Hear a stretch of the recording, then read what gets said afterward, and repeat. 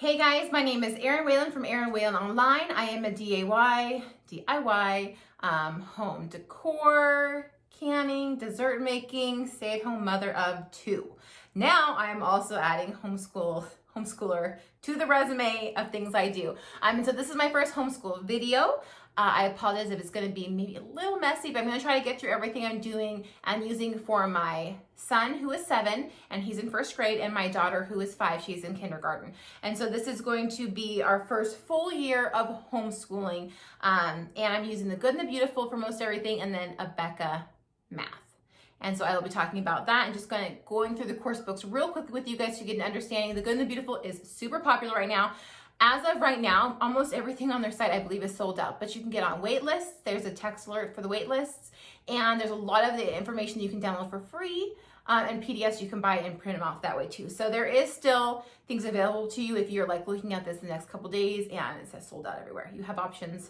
Look into that. So I am not unfamiliar with homeschooling, even though this is my first full year of doing it. I was actually homeschooled. My mom took me out of school, the public school system, when I was in 1st grade because I had reading difficulties and I hated school. I was teased a lot and I was put in special classes and I hated it, hated all of it. So she pulled me out and she went on to homeschool me and my 3 other siblings. And yeah, so that was kind of how I was first. That's how I grew up. I was homeschooled. And so I homeschooled both my kids through preschool. I put my son in kindergarten last year and he was pulled out halfway through and we had to school at home because of the coronavirus. So I have been doing this most of the time anyhow. Yes, love. Interrupted, but it's okay. So I have been doing that with them. I was doing preschool with them and I did half of the year of, I've pretty much been homeschooling except for like 5 months maybe, not even. Yeah, so we're just continuing on here. I didn't want to be involved with the school system at all this year. I didn't want to deal with Zoom calls and meetings and teacher conferences and part days, and didn't want to deal with it. So we're doing this. I'm really, really excited. I found some great homeschool YouTubers, which I will link some below. I wrote a couple of blog posts that go over this curriculum more in depth too, with some pictures, which I will also link below, as well as homeschool laws for Washington State, but which has links so that you can find the homeschool laws for your state. So I will link all that information below for you. And so now we're going to get into Evelyn. So Evelyn is 5. She's amazing, obviously. But I do not want to spend a ton. I just don't think that kindergartners need to spend a ton of time doing bookwork. I think projects and experiments and reading and things like that are way more important than sitting down for multiple hours a day doing bookwork. So we're keeping it very simple with her. I didn't even buy a math course for her. We will work on numbers and counting and plussing and minusing, and I might print out some stuff on Pinterest, but I'm not going to buy a whole book for her. I just don't feel like it's needed, and maybe I'll change my mind, a few months in, and we'll go from there. And again, with all this too, let me say, I have not used this curriculum yet. I bought it, I researched it, I YouTubed it, I looked it over, but I have the option to change my mind, decide that I don't want to do that, and if that happens, I will let you guys know. So Evelyn, we are doing the Good and the Beautiful Level K Primer course book. And so let me just for reference show you that. So this is the Good and the Beautiful goes by levels as well, not grades. And so this is the Level K course book primer. And this is Tyrants, which is the Level K language arts and literature course book. So this is like the next one up from this. And you can see definitely bigger, definitely more material, goes more into depth. This is pretty darn simple, which is gonna be perfect for Evelyn. She already knows her letters and most of the sounds, and she knows her numbers up to 20, so I thought this was really good for her. All of these too, if you look at the Good and the Beautiful website underneath, they have assessment tests that you can give your child to kind of decide where they are at. And then also I believe in the course, in the primers too, they have little assessment tests at the beginning of the books as well. Love you. Be good, okay? Okay, Level K course book. And so this is the beginning. What I really liked about the Good and the Beautiful, besides the fact that it's just deep literature based, tons of wonderful reading, beautiful pictures in it, is that it's open and go. So there's not any prep work that you as a parent really needs to do. You can, obviously when you get it, read through the first couple of pages, it explains how it goes, and then from there on, you just sit down every day, open it up, do it with your child. You don't have to sit ahead of time, get things ready, no, you don't have to do any of that. So Level K primer. It goes into detail about everything that's included, the extra items needed, pencil, crayon, scissors, glue. This book only came with this. This is all that's needed to go with it, and this is my first reading book. It's adorable. I'll show you inside of it in just a second. And then along here it says that you will also need spoon, clothespin, 6 cotton balls, 8 pennies, 8 nickels, 1 dime, 20 buttons, 20 dried beans. So just kind of go through the items. They're obviously more like perishable and that they can't just send with the kit.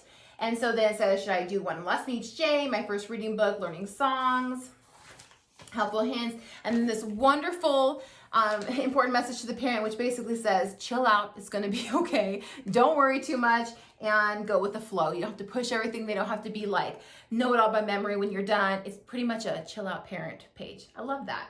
And so as you go into each lesson, this is lesson 1, you read this to yourself in the blue, and it just says read to the child and have the child complete the instructions. And then you'll read all this to your child, and then you guys work through the lessons. And so this is lesson 1. And it's not very long. Lesson 2, again, not very long. They get to pick out a cat, and the cat has a name. They get to, like, if they picked out Todd, what does Todd start with? And the child would say T. So very fun. And the picture work in here is just stunning. Very colorful. Like, I just love that. It's just amazing. This book and the artwork, and how Jenny Phillips is the creator, and how she did all this and went into it, and the detail is... it's just so wholesome and nice. One of the things that I should cover too before I get too far into it is Jenny Phillips is a Mormon. And when I decided I wanted to do The Good and the Beautiful, I had multiple people reach out to me and say, caution, you know, I don't know too much about it, but I do know that she's a Mormon, and some people have chosen not to use it because of that, because they were afraid that there would be doctrination, like Mormon doctrine, in the books, and because I'm a Christian, it might be contradictory to our basic faith. And I was obviously concerned about this and looked into it pretty deeply, and what I found is that it is definitely not Mormon based. It's faith-based with 3 basic principles: that God exists, that he made the world, that Christ is our savior, and that the Bible is true. So I guess 4. But she actually had 7 different people from different denominations go over it, and they were all okay with it. So it's just a basic principle of God over everything. And so Jenny Phillips said, and I'll actually include the YouTube video that she kind of went over all this in below in the notes, is that doctrine should not be, or homeschool curriculum should not be where you get your doctrine from, which I agree with. She says it way better than I do. So I will refer you to that below. Then for Evelyn, I'm doing level 1 handwriting. We have been working on handwriting already, so this is nothing new. Very basic, and what I like about the handwriting books too is that not only are they doing handwriting, but they're also just learning how to use their hand, the muscles. They're doing connect the dots. She has coloring in here. So it's kind of like you complete the daily lesson, you get a draw. You complete the daily lesson, count the dots. And so it's just very engaging and fun. Complete the daily lesson, draw what it looks like outside today. Is it sunny, cloudy, whatever, you know? So simple, basic. Evelyn will love it. It'll keep her attention for maybe 30 minutes that we'll be doing book work. And then along with those 2 things that we'll be doing with her, we also will be doing science and history together with brothers. So we're going to do science and history family style, and I will go through those as I go through Tyron's curriculum. So I guess we're there next. So we're going to go over that. Just want to show you guys real quick. My friend over here in the corner. That's Missy. She's just taken up my comfy chair. Okay, we're back at it. Language arts and literature level K course book. So this is the book I decided for Tyron. Again, I think one of the things that drew me the most to this is just very visual. It's very, it just kind of pulls you in by what the poems she's reading and the pictures that they have. And it's very kind of like, it's not super modern, if that makes sense. It's more like a blast from the past. And I like that. As far as like the pictures and the poems and all that kind of stuff goes. So, this is kind of faster reading, what they're going to understand, grammar uses, punctuation, other, and then table of contents. What this course covers, this course combines the following subjects: phonics, reading, spelling, grammar and punctuation, literature, art appreciation, poetry, memorization, and appreciation. I think that is so darn cool. So the nice thing about this is that it includes multiple subjects into one course, so that you're not scrambling to get all the other things all day long, and then it just adds more stress on everything. So multiple subjects in one course book, I am down with. And then it says item needed is course books, mini phonics cards, which came with it. That's these ones right here. There's a book of phonics cards that we cover every day as well. And then also these mini little reader books. So that these came as full pages that you had to cut up into 2 sheets and then staple together to make all these little mini books. Again, beautiful pictures. And then it also came with a level K reader. So this was a full kit that came together. And I'll show you guys some more pictures in the level K reader in a minute because it's adorable. And so then along with this, it says some household items listed in each unit will be needed. And then it shows you the pages where it lists those things so that you can get them, you know, before you start that particular unit. And then scissors, glue, personal whiteboard, work with multiple children, how to go over poetry, spelling, all that kind of stuff. And it just kind of gives you an overview of the whole thing. And then before beginning level K, they want you to take a little assessment test. So it has the assessment test here. Your child, I think, is like timed, and they have to be able to say if it's uppercase or lowercase and sound out what it is. And then it just kind of goes over the phonics cards, how to use them, sight word ladder, an overview of the units. And so what I really enjoy, look at this picture, you guys, stop it right now. And so the independent practice and everything that's in the blue again is read to child. So you would read that to yourself, and then you would read out what it says in just the black, and then you mark up here completed so that you know which lessons you've done. Lesson 2, lesson 3, they're not super long, which is nice as well. And then they get obviously more complicated and more advanced as you go. Bobby and the Big Road, little stories in there. It's just so pretty, you guys. These books are gorgeous. So yeah, so that is his course book for language arts and literature. This is the reader that came with it. Again, these pictures, you guys, I just can't get over them. They are adorable. Such fun little stories. Yeah.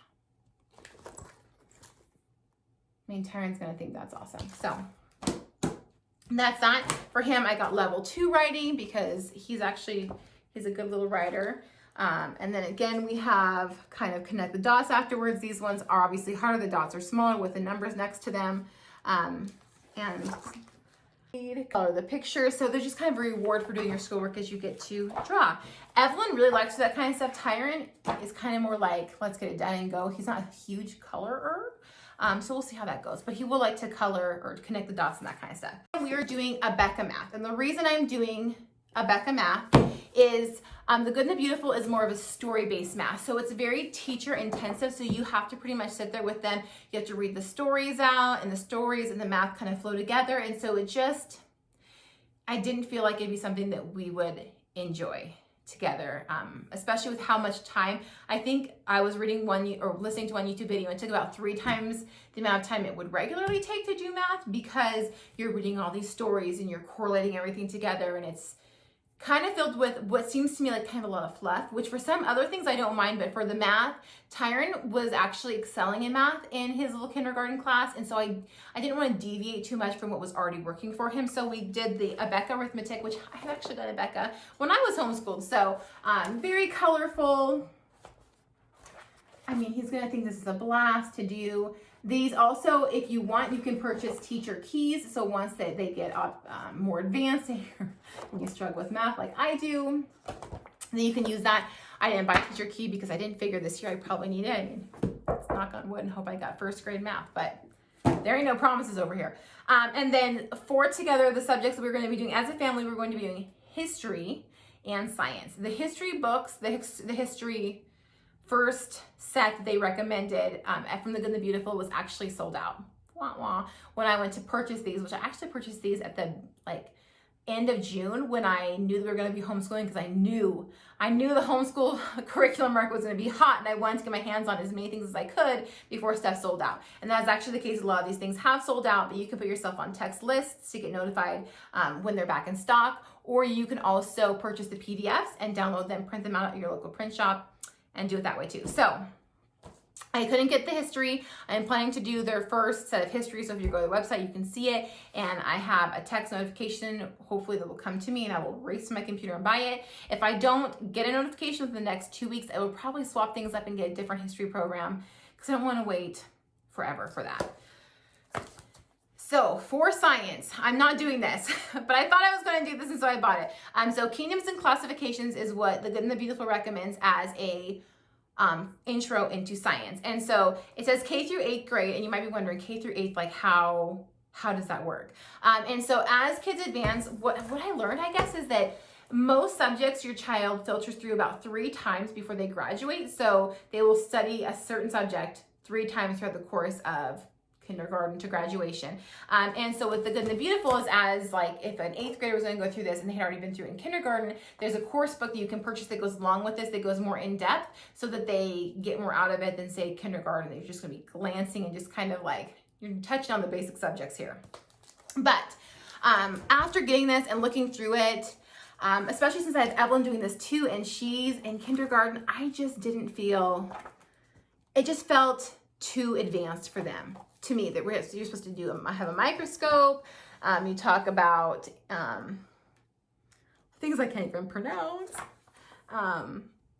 which I'll figure it out, okay, when I need to figure it out. But it just seemed like too much for my little kiddos, and I don't think that they would really enjoy it, and I don't think that they would retain much of the information. So I talked to her with my husband, and we were like, you know what, scratch that. I was watching a bunch of YouTube videos, and I asked, and the moms were just like, ask your kids, you know, what they want to learn and tailor your year around that too.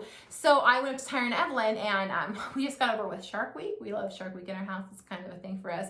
I have a Shark Week shirt. I got a Shark Week mug. We all got Shark Week mugs. Anyhow, it's a thing. And so we were watching that, and I asked the kids, I was like, well, what do you want to study? And they said, water.